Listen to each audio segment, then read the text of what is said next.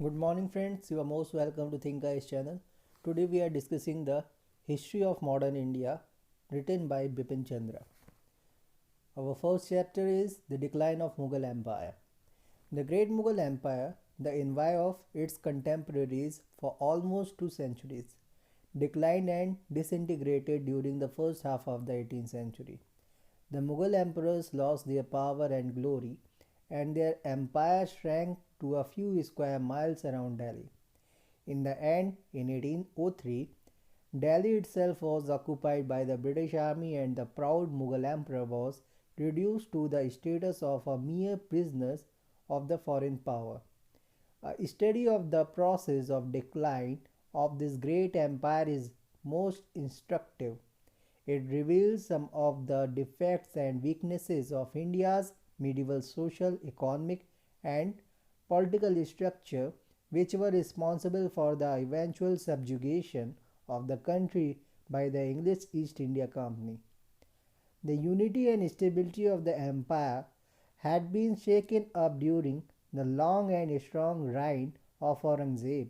Yet, in spite of his many harmful policies, the Mughal administration was still quite efficient and the Mughal army quite strong at the time of his death in 1707. Moreover, the Mughal dynasty still commanded respect in the country. On Aurangzeb's death, his three sons fought among themselves for the throne. The 65-year-old Bahadur Shah emerged victorious. He was learned, dignified, and able. He followed a policy of compromise and conciliation, and there was evidence of the reversal of some of the narrow minded policies and measures adopted by Aurangzeb. He adopted a more tolerant attitude towards the Hindu chiefs and Rajas. There was no destruction of temples in his reign. In the beginning, he made an attempt to gain greater control over the Rajput states of Amber and Marwar Jodhpur by replacing Jai Singh with his younger brother Vijay Singh at Amber and by forcing Ajit Singh of Marwar to submit to Mughal authority. He also made an attempt to garrison the cities of Amber and Jodhpur. This attempt was, however, met with firm resistance. This may have made him recognize the folly of his actions, for he soon arrived at the settlement with the two states, though the settlement was not magnanimous. Though their estates were restored to the Raja Jai Singh and Ajit Singh, their demand for high mansabs and the offices of subedars of important provinces such as Malwa and Gujarat was not accepted. His policy towards the Maratha Sardar or chiefs was that of half-hearted conciliation. While he granted them the Sardesh Mukhi of the Deccan, he failed to grant them the Chauth and to satisfy them fully. He also did not recognize Sahu as a rightful Maratha king. He thus let Tarabai and Sahu fight for supremacy over the Maratha kingdom. The result was that Sahu and the Maratha Sardars remained dissatisfied and the Deccan continued to be susceptible to disorder. There could be no restoration of peace and order so long as the Maratha Sardars fought one another as well as against the Mughal authority. Bahadur Shah had tried to conciliate the rebellious Sikhs by making peace with Guru Gobind Singh and giving him a high mansab or rank. But when, after the death of Guru, and the Sikhs once again raised the banner of revolt in the Punjab under the leadership of Banda Bahadur, the emperor decided to take strong measures and himself led a campaign against the rebels, who soon controlled practically the entire territory between the Satluj and Jamuna, reaching the close neighborhood of Delhi. Even though he succeeded in capturing Lohgar, a fort built by Guru Gobind Singh northeast of Ambala at the foothills of the Himalayas, and other important Sikh strongholds. The Sikh could not be crushed, and in 1712 they recovered the fort of Lohgar. Bahadur Shah consolidated Chatarsal, or we can say Chhatrasal, the Bundela chief who remained a loyal feudatory, and the Jat chief Choraman who joined him in the campaign against Banda Bahadur. There was further deterioration in the field of administration in Bahadur Shah's reign. The position of the state finances worsened as a result of his reckless grants of jagirs and promotions. During his reign, the remnants of the royal treasure, amounting in 1707 to some 13 crores of rupee, were exhausted. Bahadur Shah was groping towards a solution of the problems besetting the emperor. Given time, he might have revived the imperial fortunes. Unfortunately, his death in 1712 plunged the empire once again into civil war. A new element entered Mughal politics in this and the succeeding wars of succession.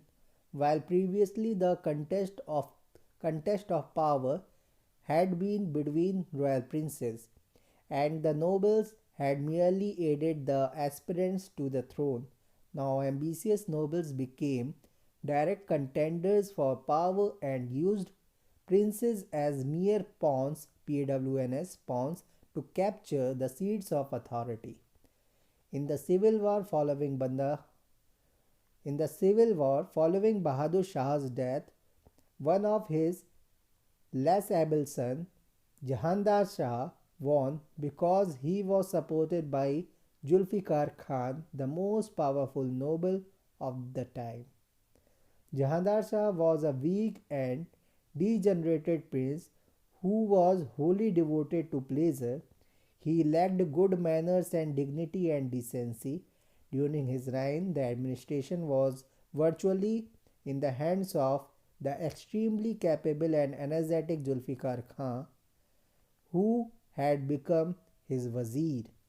Zulfikar Khan believed that it was necessary to establish friendly relations with the Rajput Rajas and the Maratha Sardars and to conciliate the Hindu chieftains in the general in order to strengthen his own position at the court and to save the empire. Therefore, he rapidly reversed the politics of Aurangzeb. He hated jizya was abolished. The hated jizya was abolished. Jai Singh of Amber was given the title of Mirza Shah or Mirza Raja Savai and appointed governor of Malwa. Ajit Singh of Marwar was awarded the title of Maharaja and appointed governor of Gujarat. Zulfikar Khan confirmed the earlier private arrangement that his deputy in the Deccan, Daud Khan Panni, had concluded with the Maratha king Shahu in 1711.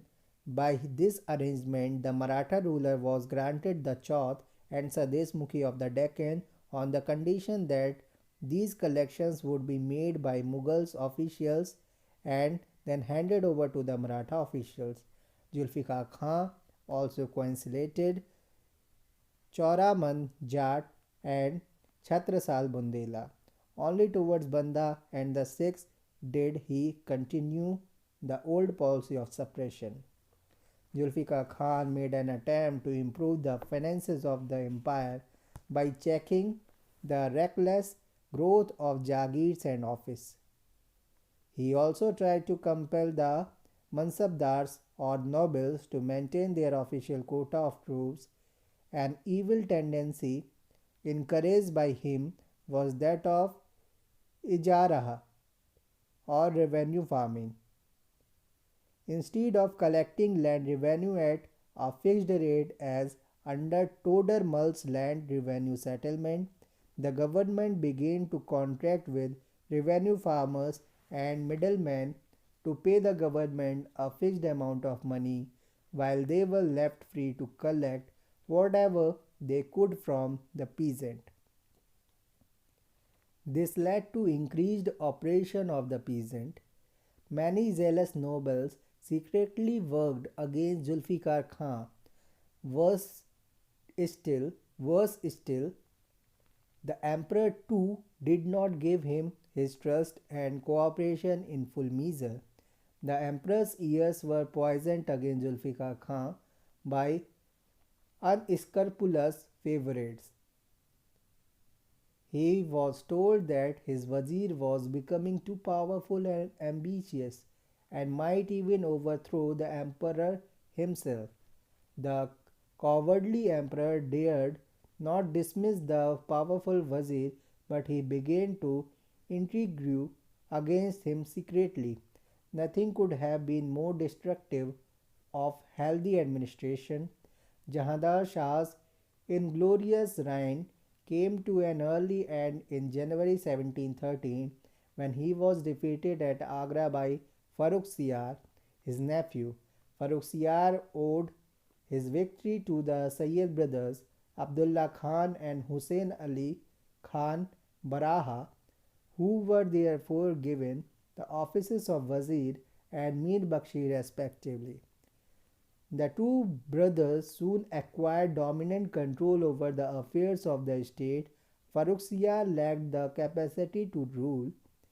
He was cowardly, cruel, undependable, and faithless. Moreover, he allowed himself to be influenced by worthless favorites and flatterers. In spite of his weaknesses, Farrukhsiyar was not willing to give the Sayyid brothers a free hand but wanted to exercise personal authority. On the other hand, the Sayyid brothers were convinced that administration could be carried on properly, the decay of the emperor or empire checked, and their own position safeguarded only if they wielded real authority and the emperor merely reigned without ruling. Thus, there ensued a prolonged struggle for power between the Emperor Farrukhsiyar and his Wazir and Mir Bakshi. Year after year, the ungrateful emperor intrigued to overthrow the two brothers. Year after year, he failed. In the end, in 1719, the Sayyid brothers deposed him and killed him. In his place, they raised to the throne in quick succession two young princes who died of consumption. The Sayyid brothers now made the 18-year-old Muhammad Shah the Emperor of India. The three successors of Farrukhsiyar were mere puppets in the hands of the Sayyids. Even their personal liberty to meet people and to move around was restricted. Thus, from 1713 until 1720, when they were overthrown, the Sayyid brothers wielded the administration or administrative power of the state. The Sayyid brothers adopted the policy of religious tolerance. They believed that India could be ruled harmonious, or we can say it harmoniously, only by associating Hindu chiefs and nobles with the Muslim nobles in governing the country. Again, they sought to conciliate and use the Rajputs, the Marathas, and the Jats in their struggle against Farrukhsiyar and the rival nobles. They abolished the jizya immediately after Farrukhsiyar's accession to the throne. Similarly, the pilgrim tax was abolished from a number of places. They won over to their side Ajit Singh of Marwar, Jai Singh of Amber, and many other Rajput provinces and princes by giving them high positions of influence in the administration. They made an alliance with Choraman, the Jat chieftain. In the later years of their administration, they reached an agreement with King Sahubai granting him the Swaraja or Shivaji and the right to collect the Chauth and Sadeshmukhi of the 6th province of Deccan. In return, Sahu agreed to support them in Deccan with 15,000 mounted soldiers.